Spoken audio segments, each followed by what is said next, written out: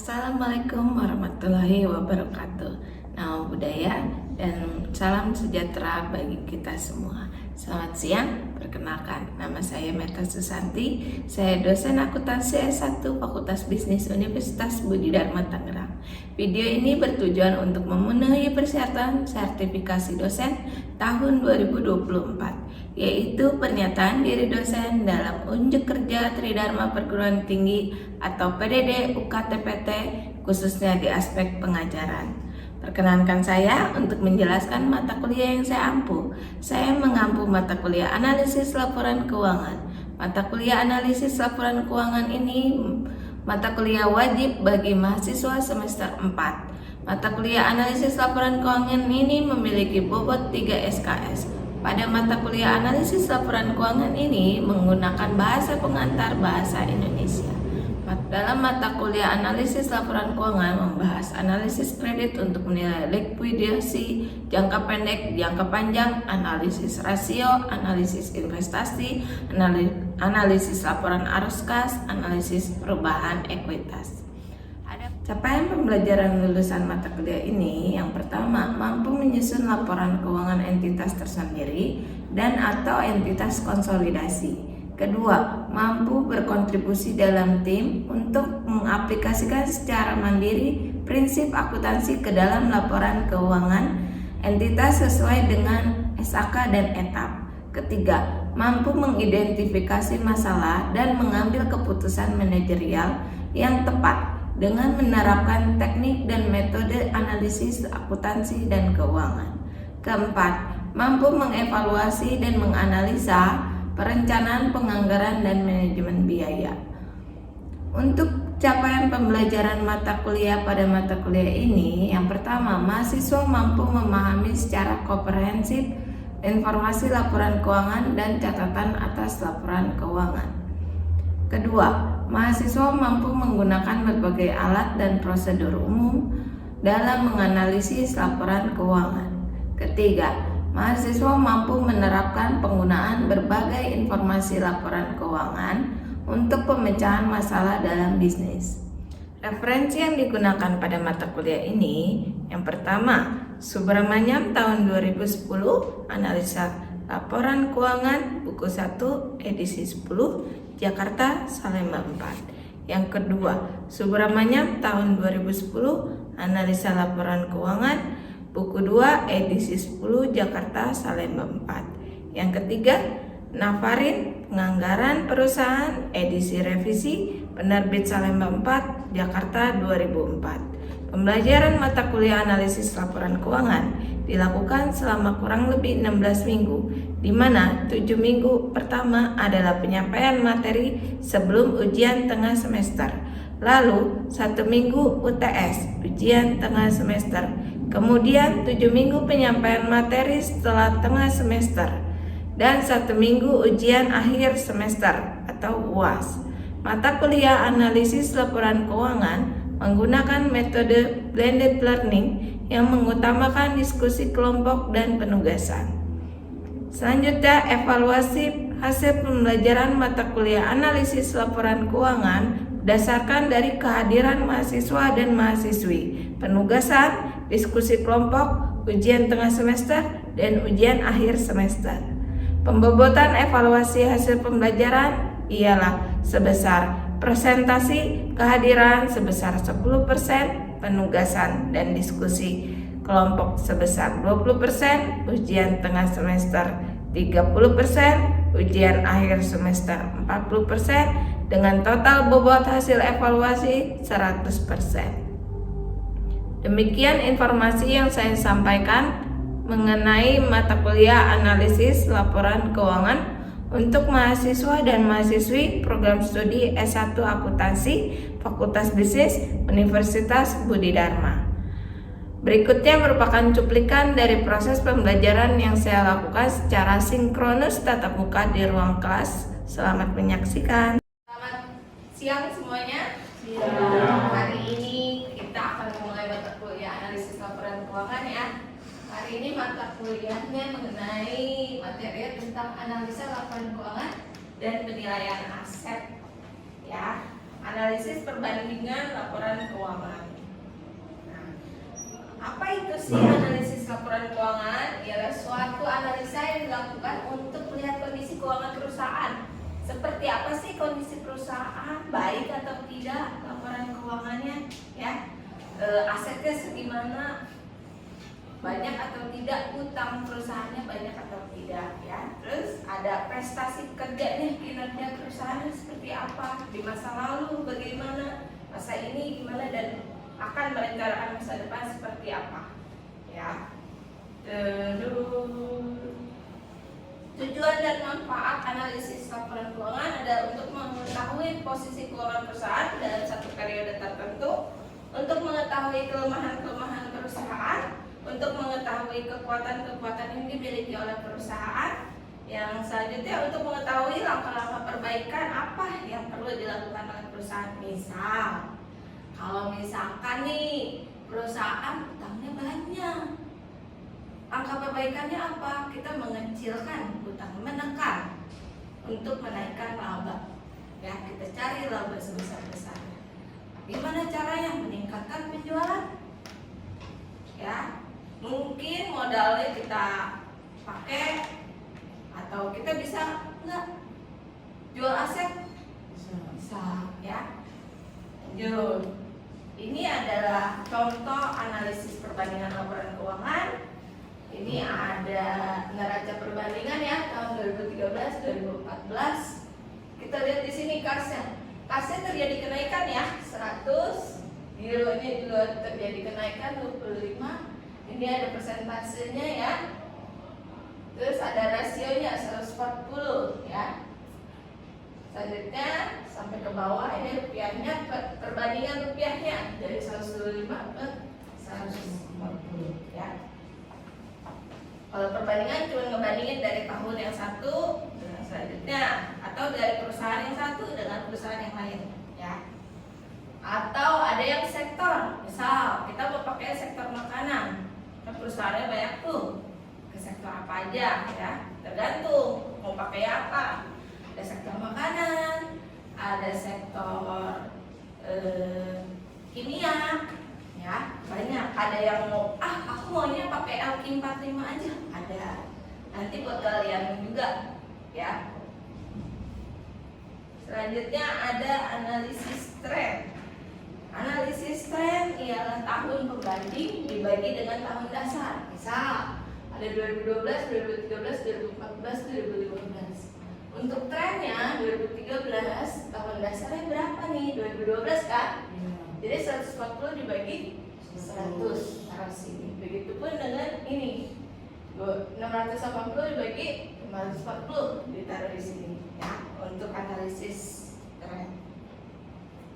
Selanjutnya ada common size income statement. Pembaginya net sales atau penjualan bersih ya. Contoh nih di sini kita lihat. Ini untuk 2005, ini 2004.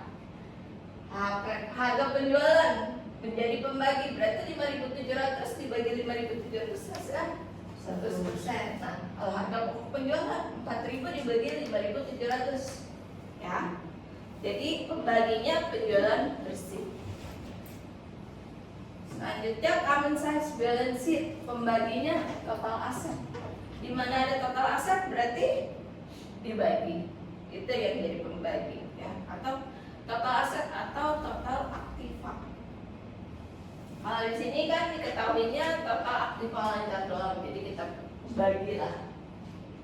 Misal nih contoh 80 dibagi 1.620 di sini ya, rasionya seperti itu. Piutang 540 dibagi 1.620 kita ada di sini. Selanjutnya ada analisis rasio. Analisis rasio ada apa aja sih? Yang pertama ada analisis rasio likuiditas. Likuiditas itu untuk apa? Secara gampangnya untuk menganalisis keuangan yang jangka pendek. Ya. Kalau profitabilitas atau rentabilitas itu untuk keuntungan, profit ya. laba gitu. Selanjutnya ada rasio solvabilitas atau leverage ratio. Rasio untuk mengukur seberapa besar kemampuan perusahaan untuk semua kewajiban finansial. Kewajiban berarti yang berkaitan dengan utang der ya. Selanjutnya ada rasio aktivitas atau activity ratio. Rasio untuk mengukur seberapa efektif perusahaan dalam memanfaatkan sumber daya yang dimilikinya ya. Aktivitas yang dilakukannya berapa, misal perputaran utang ya, berarti kan aktivitas piutangnya bagaimana ya. Di sini ada rasio lancar, current ratio. Rumusnya aset lancar dibagi dengan utang lancar. Rasio cepat itu aset lancar dikurangi persediaan dibagi utang lancar. Rasio kas atau setoran kas atau efek tergantung diketahuinya apa dibagi utang lancar. Ini ada standarnya ya. Kalau untuk rasio lancar itu standarnya 2 kali, rasio cepat 1,5 kali, rasio kas standarnya 0,5 kali. Selanjutnya rasio perputaran kas, ada penjualan bersih dibagi modal kerja bersih. Selanjutnya ada inventory to net working capital, persediaan dibagi aset lancar dikurang utang lancar. Ada rasio modal kerja terhadap aset atau working capital to total aset rasio. Aset lancar dikurang utang lancar dibagi total aset. Selanjutnya ada rasio profitabilitas atau rentabilitas, hasil pengembalian investasi atau return on investment (ROI). Laba bersih setelah pajak dibagi total aset. Kalau ROE, laba bersih setelah pajak dibagi total equity. Ujungnya aja yang dirubah untuk mempermudah kita menghafal. Selanjutnya ada ROA atau return on asset, laba bersih setelah pajak dibagi total aset. EPS atau earning per share, laba saham atau laba perusahaan dibagi jumlah saham yang beredar. Selanjutnya ada profit margin, penjualan bersih kurang harga pokok penjualan dibagi penjualan. Ada margin laba bersih, HPP, harga pokok penjualan dibagi penjualan bersih. Margin laba operasi dibagi penjualan bersih. Selanjutnya ada NPM, net profit margin atau margin laba bersih setelah pajak dibagi penjualan bersih. Di sini ada rasio solvabilitas atau leverage ratio ya. Di sini ada DAR ya. DAR itu debt to asset ratio atau rasio utang terhadap aset. Rumusnya total utang dibagi total aset. Selanjutnya ada DER, debt to equity ratio, total utang dibagi total ekuitas. Lalu ada long term debt to equity ratio, rasio utang jangka panjang terhadap modal. Total utang jangka panjang dibagi total ekuitas. Ada time interest earning ratio, jaminan pembayaran bunga pinjaman. Ada EBIT, earning before interest dan tax dibagi interest salah. Selanjutnya ada rasio aktivitas, ada perputaran piutang atau RTO, biasanya receivable turnover, penjualan kredit bagi rata-rata piutang. Rata-rata piutang hitungnya gimana? Piutang tahun sebelumnya ditambah piutang tahun ini bagi 2 ya. Selanjutnya rata-rata tagihan piutang atau average collection period, rata-rata piutang dikali 360 dikali penjualan kredit. Selanjutnya ada penjualan per hari, penjualan dibagi 360. Kenapa dibagi 365? Karena kalau dibagi 35 kan komanya dibedakan ya. Kalau selanjutnya ada rata-rata jangka waktu penagihan, piutang dibagi penjualan per hari. Selanjutnya ada perputaran persediaan atau ITO, inventory turnover, penjualan dibagi rata-rata persediaan. Yang terakhir ada rata-rata persediaan disimpan atau average day inventory, ya, rata-rata persediaan dikali 360 dibagi harga pokok penjualan. Ini perputaran aset, TATO, total aset turnover, penjualan dibagi total aset. Selanjutnya ada perputaran aset tetap atau fixed asset turnover. Penjualan dibagi total aset. Ada perputaran modal kerja atau working capital turnover. Penjualan bersih dibagi modal kerja. Tergantung diketahuinya apa. Kalau bukan adanya penjualan doang dibagi aset lancar dikurang utang lancar ya. Kalau misalkan nggak diketahui modalnya seperti apa. Ya, baik. Sekian ada pertanyaan. Bu, Ya. mengapa sih rasio likuiditas dalam bisnis itu begitu penting untuk mengukur performa keuangan perusahaan? Likuiditas penting. Oke. Kenapa likuiditas itu penting? Karena kan kalau likuiditas itu kan liquid ya, cepat gitu ya. Kenapa penting? Biar kita tahu tuh perusahaan dia bisa mengembalikan utang, misalkan pinjaman ke bank itu berapa lama sih. Jadi bisa menjadi tolak ukur perusahaan itu sendiri ya. Ada lagi pertanyaan? Mengapa perlunya membandingkan suatu rasio keuangan dengan produk tertentu seperti contohnya standar industri? Kenapa harus ada standar gini ya? Kalau misalkan nih misal ya, kalau dinilai aja kita ada standarnya kan ya. Nilai kalau misalkan kita nilai udahlah 5 aja, sedangkan standar lulus kan bukan 5 ya, misal 6,5 atau 7 gitu kan. Kenapa harus ada standar? Berarti untuk ada tolak ukurnya. Ada, kalau di rasio keuangan kita ada standar industri. Standar industri itu jadi misal kayak tadi profitabilitas 2 kali. Berarti kan dia baik, dia akan baik. Misalnya dia rasio ROA-nya dia 60 di tahun 2012. Di tahun 2013 80, berarti kan terjadi kenaikan. Berarti ada standarnya di 60. Itu kan menjadi tolak ukur dong, oh terjadi kenaikan gitu. Dengan rata-rata standar industri juga begitu. Oh, industri 200, misal 200. Misal 200. Oh, ini hasilnya 300. Berarti kan perusahaan ini ada di kategori baik gitu. Dia bisa lah efektif gitu. Ya. Ada lagi pertanyaan? Kenapa kalau analisis rasio keuangan itu penting di saat kita menganalisis kesehatan keuangan suatu perusahaan? Mengapa analisis rasio itu? Oke. Analisis rasio itu penting mungkin bagi pemegang saham kepentingan. Kalau buat kita penting nggak sih kalau menurut kalian? Buat kalian-kalian nih, penting nggak menurut kalian? Penting. Kalau misalkan nih ya, kita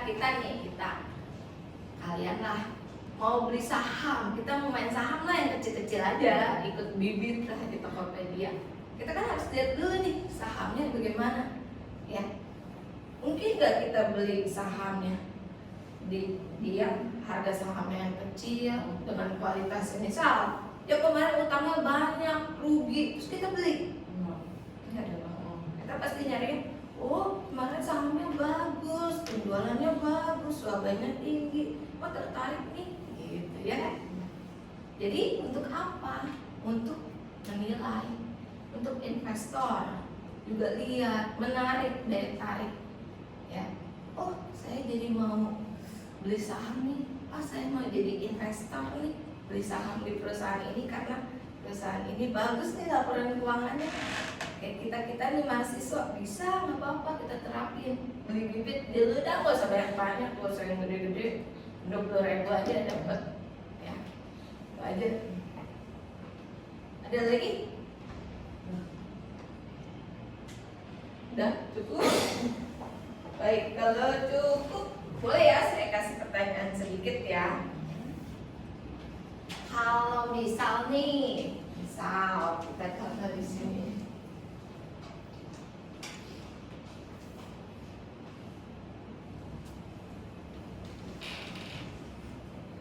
Nah, ini kan rasio lancar nih. Rasio lancar, aset lancar dibagi utang lancar.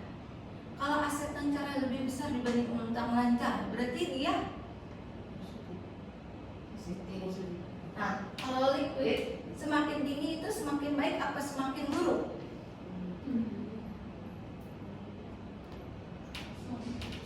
Semakin baik ya. Pokoknya kalau liquid profit semakin tinggi, semakin untung, dia semakin baik. Tapi kalau yang ini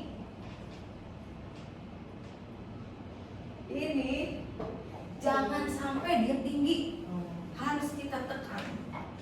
Kenapa? Berarti utangnya banyak banget, ya. Berarti total utangnya lebih besar dibanding total asetnya. Berarti total utangnya lebih besar dari total likuiditas. Itu jangan sampai. Jadi ada beberapa rasio yang boleh makin tinggi semakin baik, dan ada beberapa rasio semakin baik, tergantung rasionya. Ya, itu aja untuk hari ini. Selamat siang. Terima kasih. Assalamualaikum warahmatullahi wabarakatuh. Demikian deskripsi singkat serta cuplikan proses pembelajaran dari mata kuliah analisa laporan keuangan yang saya ampu. Semoga dapat memberikan gambaran mengenai kinerja pengajaran yang saya lakukan, khususnya di mata kuliah analisa laporan keuangan di program studi akuntansi Fakultas Bisnis Universitas Budi Dharma Tangerang. Saya mengucapkan terima kasih kepada seluruh tim penilai dan tim panitia sertifikasi Smart Dosen tahun 2024, khususnya dari Direktorat Sumber Daya Dirjen Dikti dan Ristek Kemendikbud Ristek Indonesia. Saya tidak lupa juga mengucapkan banyak terima kasih kepada Fakultas Bisnis Universitas Budi Dharma, rekan-rekan dosen sejawat, dan rekan-rekan mahasiswa dan mahasiswi. Demikian yang dapat saya sampaikan. Atas semua kekurangan dan kesalahan kata, saya mohon maaf yang sebesar-besarnya. Wabillahi taufik wal hidayah. Wassalamualaikum warahmatullahi wabarakatuh. Namo Buddhaya, salam sejahtera untuk kita semua. Selamat siang.